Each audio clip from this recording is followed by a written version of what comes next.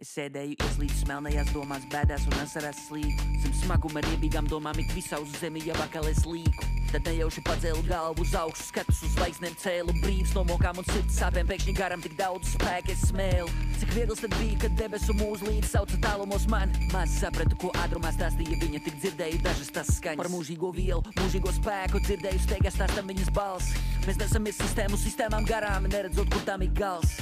Sekundē nesamies triljoniem vērsus, biju kā domais viegls.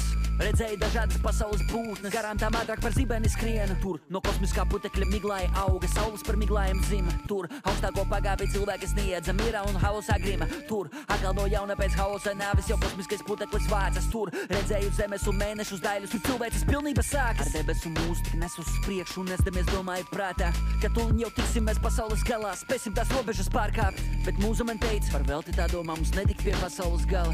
Ne laikam, ne tālumam, ne šai vielai nav ne gala, ne malas. Ne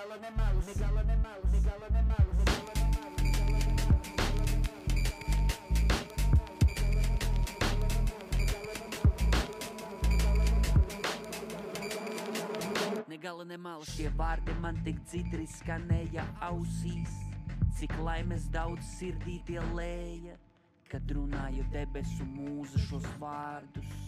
Cik dievišķīgi skaista tā bija.